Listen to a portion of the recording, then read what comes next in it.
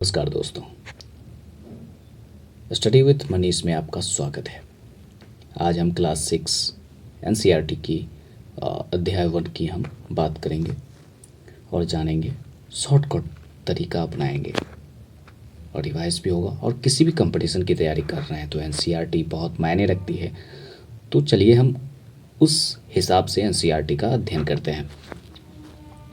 पहला अध्याय है क्या, कब, कहाँ और कैसे। रसीदा का सवाल है।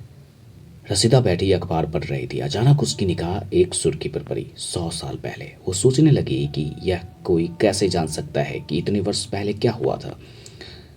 तो ऐसा हो सकता है क्योंकि आप भी अगर किसी भी चीज़ के बारे में जानना चाहें, जैसे कि अतीत के बारे में, तो आपको सबसे पहले सवाल आता होगा कि ये पहले के लोग कैसे रहते थे, कैसे खान पान होता था, रहन सहन कैसा होता था, ये कैसे आया, किस तरह से, आज की दुनिया में पहले की दुनिया कैसी थी।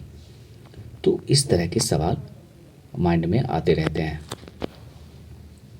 तो इसके लिए बताया गया है कि आप रेडियो सुन सकते हैं, टेलीविज़न देख सकते हैं, अखबार पढ़ सकते हैं, न्यूज़पेपर का आप हेल्प ले सकते हैं।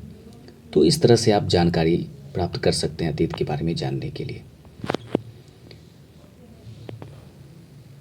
अगर आपको जानना है कि हम अतीत के बारे में कैसे जान सकते हैं, तो क्या जान सकते हैं, जैसे लोग खाना क्या खाते थे, कपड़े कैसे पहनते थे। हम आखेटक, शिकारी, पशुपालक, कृषक, शासकों, व्यापारियों, पुरोहितों, शिल्पकारों, कलाकारों, संगीतकारों या फिर वैज्ञानिक के जीवन के बारे में जानकारियाँ हासिल कर सकते हैं। ठीक है। लोग कहाँ रहते थे पहले के समय में, तो मानचित्र 1 में दिया गया है कि नर्मदा नदी का पता लगाओ। तो हम चलिए नर्मदा नदी की पता लगाते हैं मानचित्र में।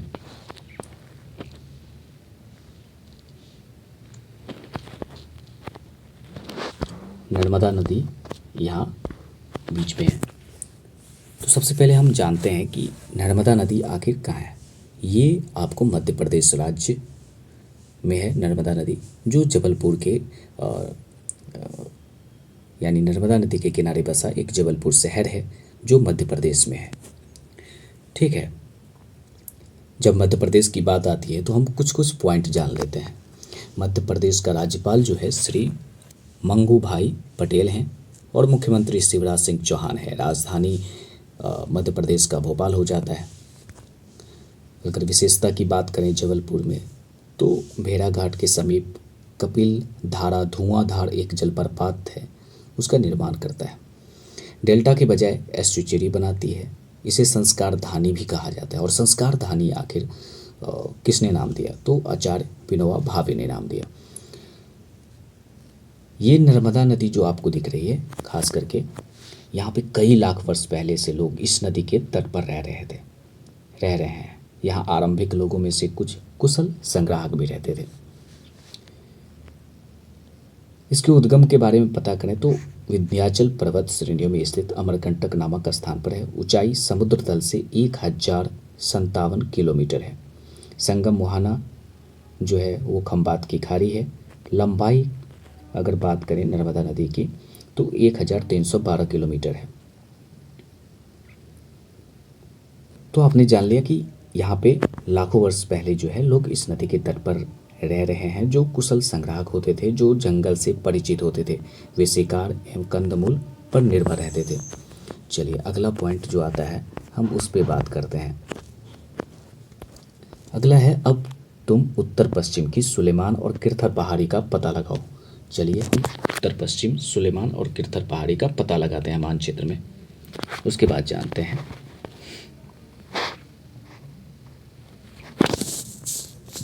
सुलेमान और किरथर पहाड़ी हमारे यहाँ पे जो है आपको दिख रहा होगा, जो अफ़गानिस्तान पाकिस्तान वाले इलाके के साइड में है।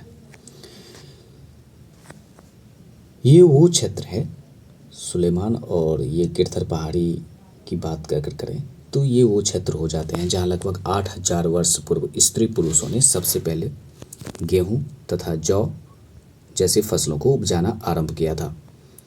उन्होंने भेड़, बकरी, बैल जैसे पशुओं को पालतू भी बनाना शुरू किया था। ठीक है। सुलेमान पर्वत बलूचिस्तान, उत्तरी क्षेत्र और पंजाब के कुछ क्षेत्र में स्थित है। कहाँ स्थित है सुलेमान? ये सुलेमान पर्वत और बलूचिस्तान यानी उत्तरी क्षेत्र और पंजाब के कुछ क्षेत्र में, सुलेमान पर्वत तो बलूचिस्तान पंजाब के कुछ क्षेत्र में स्थित है। ठीक है। किरथर पहाड़ी जो है वो पाकिस्तान के बलूचिस्तान और सिंध प्रांत में स्थित है। जान लिए किरथर पहाड़ी जो है वो, आपको ये जो किरथर पहाड़ी है आपको पॉइंट दिख रहा होगा, ये पाकिस्तान के बलूचिस्तान और सिंध प्रांत में स्थित है, जबकि सुलेमान जो है पर्वत वो बलूचिस्तान और पंजाब के कुछ क्षेत्र में स्थित है। यहाँ पे पाकिस्तान की बात आया तो हम पाकिस्तान के बारे में भी जान लेते हैं। पाकिस्तान के प्रधानमंत्री कौन है? शहनवाज शरीफ। राजधानी इसका पाकिस्तान का हो जाता है आपको इस्लामाबाद, और राष्ट्रपति जो हैं आरिफ अलवी हैं। ठीक है। उसके बाद हम दूसरे पॉइंट पे चलते हैं। उसके बाद है उत्तर पूर्व में गारो तथा मध्य भारत में विंध्य पहाड़ियों का पता लगाओ। गारो पहाड़ियाँ आपको यहाँ पे आ जाता है। ठीक है। गारो पहाड़ियाँ की बात करें तो ये मेघालय में है। गारो एक ऐसा क्षेत्र है जहाँ खासी जयंतिया क्षेत्र का एक हिस्सा माना जाता है, जो ब्रह्मपुत्र नदी की विभिन्न सहायक नदियों द्वारा निकलता है। ठीक है। जबकि विंध्य क्षेत्र की हम बात करें तो ये विंध्य क्षेत्र आपको, विंध्य क्षेत्र की बात करें तो मुख्य रूप से हिमाचल पर्वत के आसपास पठारी भाग को कहा जाता है। मध्य प्रदेश और उत्तर प्रदेश के कुछ रियासत मिलाकर विंध्य प्रदेश की रचना हुई थी। यानी भारत की स्वतंत्रता के बाद जो है मध्य प्रदेश और उत्तर प्रदेश के कुछ रियासत जो थे उसको मिलाकर विंध्य प्रदेश की रचना हुई थी, जबकि इसकी राजधानी जो थी वो रीवा थी। तो मेन पॉइंट है इसमें बताया गया कि इस क्षेत्र में कृषि का विकास हुआ था, जहां सबसे पहले चावल उपजाया गया, और वे स्थान विंध्य के उत्तर में स्थित है। ठीक है। चलिए अगले पॉइंट पे हम चलते हैं।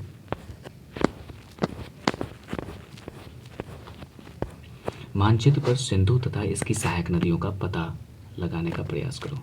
चलिए हम मानचित्र में सिंधु और इसकी सहायक नदियों का पता लगाते हैं।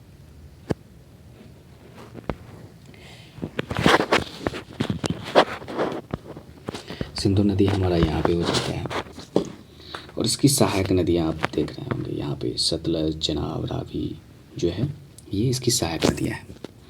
हम इसके मुख्य पॉइंट जानते हैं पहले। लगभग 4700 वर्ष पूर्व इन्हीं नदी के किनारे कुछ आरंभिक नगर फले फूले थे। गंगा इसकी सहायक नदी के किनारे तथा समुद्र तटवर्ती इलाके में नगरों का विकास जो है 2500 वर्ष पूर्व हुआ था।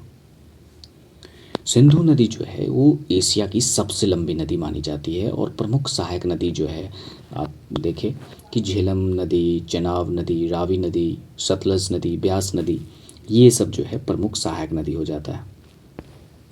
उसके बाद जो है गंगा तथा इसकी सहायक नदी सोन का पता लगा। चलिए हम गंगा और इसकी सहायक नदी जो है सोन, उसके बारे में पता लगाते हैं। गंगा नदी यहाँ पे हो जाता है, और इसकी सहायक नदी आप देख रहे हैं सोन नदी, चंबल नदी, यमुना नदी, ये सब जो है ये इसकी सहायक नदी हो जाता है। गंगा के दक्षिण में इन नदियों के आसपास का क्षेत्र प्राचीन काल में मगध, वर्तमान बिहार के नाम से जाना जाता है। यानी इसके आसपास का जो वो क्षेत्र होता था वो प्राचीन काल में मगध का साम्राज्य होता था, जो आज में वर्तमान में बिहार के नाम से जाना जाता है। और यहाँ पे खासकर शक्तिशाली शासक के साथ शक्तिशाली विशाल साम्राज्य का निर्माण हुआ था। अखंड भारत की बात अगर हम आजकल करते हैं तो उस समय अखंड भारत हुआ करता था, एक बड़ा साम्राज्य रहा करता था, उस पे अखंड भारत पे शासन जो है करता था। ठीक है।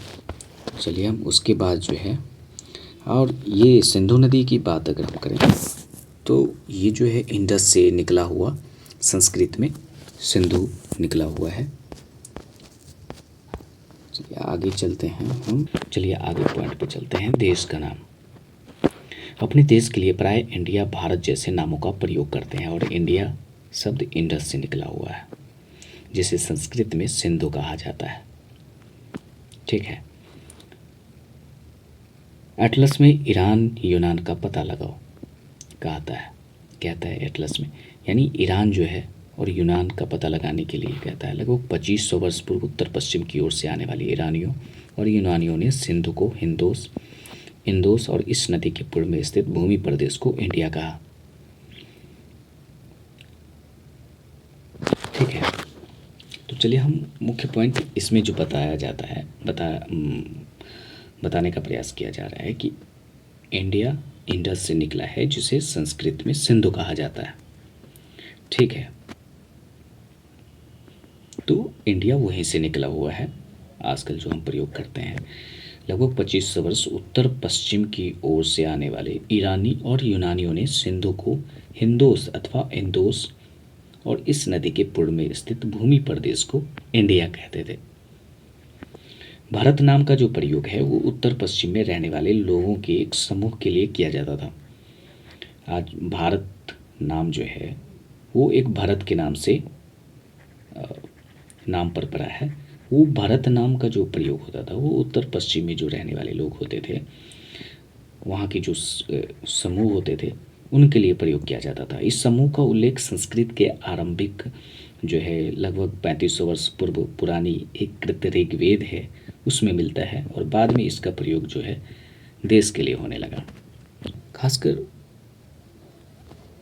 पहले के समय जो पांडुलिपि होती थी वो पांडुलिपि पे कुछ लिखा होता था। अंग्रेजी में पांडुलिपि के लिए प्रयुक्त होने वाले मैन्युस्क्रिप्ट शब्द लैटिन शब्द यानी मेनू और जिसका हाथ है से निकला हुआ है। ये पांडुलिपि प्रायः तारपत्रों अथवा हिमालय क्षेत्र में उगने वाले जो बुर्ज नामक पेड़ की छाल से जो है विशेष तरीके से भोजपत्र पर लिखी मिलती है।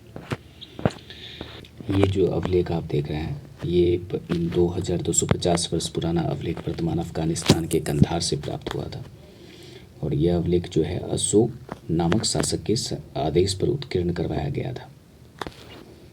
ठीक है, वर्ष की गणना करें तो 2000 वर्ष कहने का तात्पर्य ईसा मसीह के जन्म 2000 वर्ष के बाद से है, और ईसा मसीह के जन्म के पूर्व की सभी तिथियां जो है ईसा पूर्व यानी ईसा से पहले के रूप में जानी जाती है। चलिए इतिहास और तिथियां के बारे में पता करते हैं। तो आपने जान लिया BC ईसा पूर्व यानी बिफोर क्राइस्ट, और AD मतलब हिंदी में ईस्वी होता है। एनो डोमिनी यानी नामक दो लैटिन शब्दों से बना है, एनो डोमिनी नामक दो लैटिन शब्द से बना है, और इसका तात्पर्य ईसा मसीह के जन्म के वर्ष से है। अब कभी कभी AD की जगह CE BCE का प्रयोग होता है, यानी कॉमन एरा तथा बिफोर कॉमन एरा। ठीक है, CE अक्षरों का प्रयोग कॉमन एरा BCE का बिफोर कॉमन एरा के लिए होता है।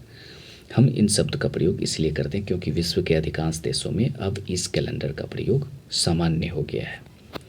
भारत में तिथियों के इस रूप का प्रयोग जो है लगभग 200 वर्ष पूर्व आरंभ हुआ था, और कभी कभी अंग्रेजी में BP अक्षरों का प्रयोग होता है जिसके तात्पर्य होते हैं बिफोर प्रेजेंट वर्तमान से पहले से है। हम कुछ महत्वपूर्ण तिथियां फिर से एक बार जान लेते हैं। कृषि का आरंभ 8000 वर्ष पूर्व सिंधु सभ्यता के प्रथम नगर 4700 वर्ष पूर्व गंगा घाटी के नगर मगध का बड़ा राज्य 2500 वर्ष पूर्व वर्तमान लगभग 2000 वर्ष पूर्व। ये